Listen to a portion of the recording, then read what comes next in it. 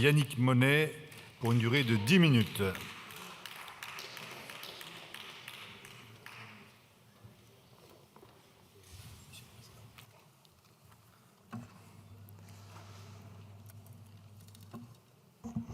Mesdames, Messieurs les ministres, Monsieur le Président, Mesdames, Messieurs les rapporteurs, chers collègues, nous voici donc réunis pour entamer, comme chaque année, le débat sur le projet de loi de financement de la sécurité sociale.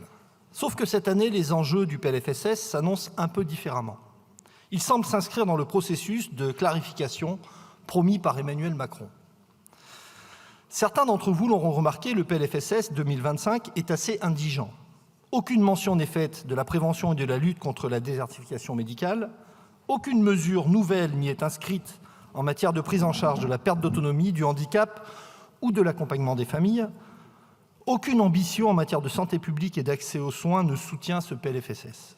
Et pourtant, il y a urgence à avoir un débat sur la santé publique et l'accès aux soins. La politique menée depuis 2017 a plongé l'ensemble de notre système de soins dans un état d'effondrement vertigineux. Je donne rapidement quelques éléments objectifs pour que les chiffres et le vocabulaire parfois technique du PLFSS n'occultent pas la réalité tout aussi concrète. Le déficit des hôpitaux publics devrait dépasser les 2 milliards d'euros en 2024, avec des personnels soignants et non soignants absolument exsangues. 85% des EHPAD publics sont déficitaires, avec un déficit cumulé estimé à 1,3 milliard d'euros. Plus de 6 Français sur 10 renoncent à des soins. 4 malades chroniques ou concernés par un handicap physique sur 10 considèrent que leur prise en charge médicale s'est détériorée depuis le Covid. C'est dans ce contexte que votre projet de loi doit s'apprécier.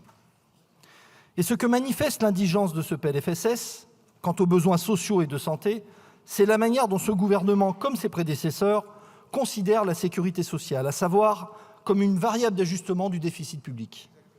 Le gouvernement ne s'en cache pas, il l'a annoncé clairement. Le PLFSS doit contribuer à l'effort de redressement des finances publiques et à cette fin, il doit permettre un effort global d'un peu plus de 10 milliards d'euros en 2025, dont 4,9 milliards d'euros d'économies pour l'assurance maladie ou encore 4 milliards d'euros sur les pensions de retraite. Or, ce n'est pas la mission de la sécurité sociale de participer à la réduction du déficit public. La mission de la sécurité sociale est d'assurer, de protéger l'ensemble de nos concitoyens des principaux aléas de l'existence ou des risques sociaux. Sa mission est de répondre aux besoins sociaux et de santé avec les moyens que lui procure la cotisation sociale, c'est-à-dire le salaire différé.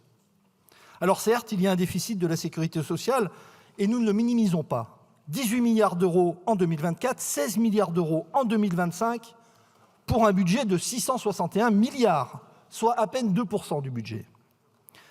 Mais l'origine de ce déficit, ce n'est pas un dérapage des dépenses sociales et de santé.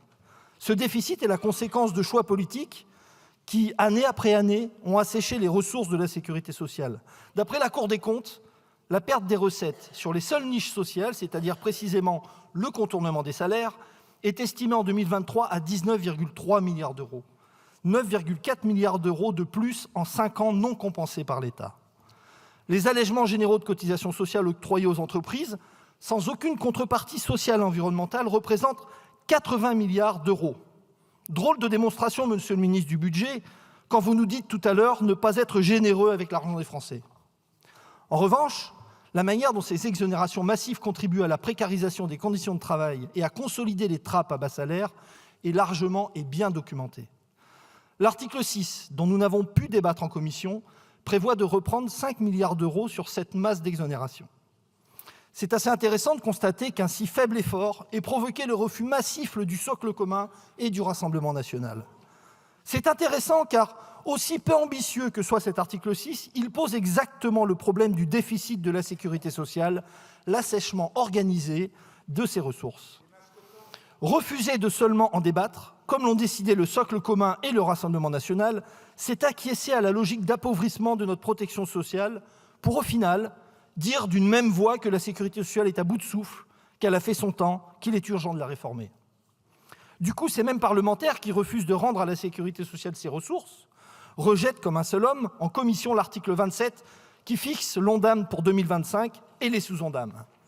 Pour notre part, nous approuvons le geste. La progression de l'Ondam 2025 fixée à plus 2,8%, soit près de 5 milliards d'euros d'économies pesant exclusivement sur les assurés sociaux, n'est pas sérieux, il est inacceptable. À défaut de nous donner créance sur ce point, acceptez, Madame la ministre de la Santé, d'entendre seulement le conseil d'administration de la CNAM, qui a massivement désapprouvé ce PLFSS dans son ensemble. C'était déjà le cas en 2022 et en 2023.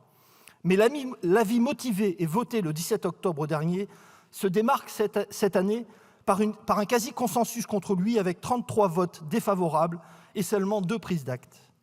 Le Conseil a dénoncé un Ondam sous-évalué et nettement insuffisant au regard des besoins réels.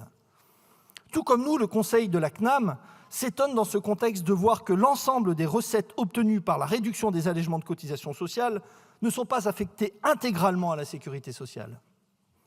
Les mesures d'économie à la charge exclusive des patients ne font pas davantage l'unanimité, à commencer par la hausse du ticket modérateur pour les consultations médicales. Je rends grâce à M. Neuder, le rapporteur général, d'avoir clairement dit les choses en commission, c'est certainement le prénom qui veut ça. Légiférer avec cet Ondam, si on sait que cela va créer un déficit dans les structures de nos hôpitaux publics, cela va à l'encontre de la volonté de désendetter les hôpitaux. Et oui, la logique de l'Ondam est sournoise. En sous-évaluant les dépenses, on fabrique par avance du déficit. Mes chers collègues, on ne peut pas dénoncer le processus sournois de l'Ondam et refuser dans le même temps de rendre à la sécurité sociale les ressources qui lui reviennent, voire de lui en affecter de nouvelles. L'assèchement des ressources de la sécurité sociale et son enfermement dans des dépenses contraintes participent d'un seul et même geste, celui de remettre en cause notre système de protection sociale. Car nous, députés communistes et ultramarins du groupe GDR, nous ne disons pas seulement « il faut plus de recettes pour de bonnes dépenses », nous disons aussi « le budget de la sécurité sociale doit être sanctuarisé ». Il n'a pas sa place aux côtés du PLF. Le budget de la sécurité sociale n'est pas un budget comme les autres et en aucun cas il ne doit servir à répondre aux objectifs du déficit public ou aux injonctions de Bruxelles en la matière.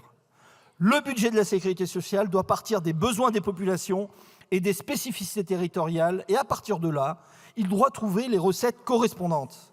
Vous savez, la force de la sécurité sociale, si on respecte ses principes, c'est qu'elle ne peut pas être en faillite, puisque ses ressources ne reposent pas sur une taxe éphémère, mais sur les salaires, à moins de ne plus avoir de salaire, bien évidemment.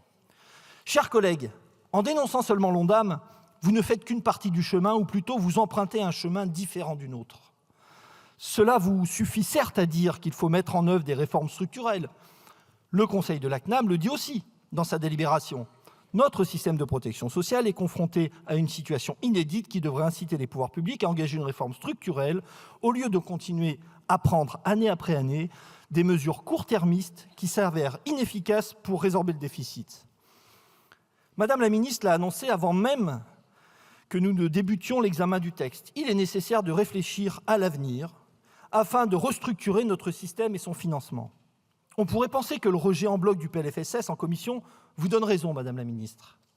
La question est toutefois, de quelle réforme structurelle parlons-nous? Et en vue d'atteindre quel objectif? Et en ce point crucial, je ne pense pas que nous avons tous les mêmes intentions dans cet hémicycle. Le PLFSS, en son état actuel, poursuit les ambitions des gouvernements précédents, désavouer notre système de sécurité sociale en organisant la faillite, et il le fait de la manière la plus odieuse que soit, en mettant à genoux les hôpitaux, les établissements sociaux et médico-sociaux, les assurés sociaux et même les retraités. Et c'est bien en ce point que ce PLFSS n'est pas tout à fait le même que ceux des précédentes années, et que les débats que nous allons avoir n'auront pas la même portée. Ce PLFSS n'est qu'un tremplin pour un gouvernement qui veut amener une réforme profonde de la sécurité sociale, dont on le sait fort bien, ne vise pas à la préserver. Dès lors, chaque amendement porté dira si nous voulons rompre ou non avec les lois de financement de la sécurité sociale, qui pour nous ont largement montré leurs limites. Chaque amendement défendu dira si nous voulons ou non rendre à la sécurité sociale sa capacité de protéger nos concitoyens. Chaque amendement discuté dira si nous voulons une plus grande financiarisation de la sécurité sociale, qui conduit à la privatisation par nature inégalitaire de l'assurance sociale, ou si au contraire, nous défendons âprement un modèle social solidaire et juste, assis sur la cotisation sociale. Je vous remercie. Merci, M. Monnet. La parole est à Mme Hanan Mansouri pour une durée maximale de 10 minutes.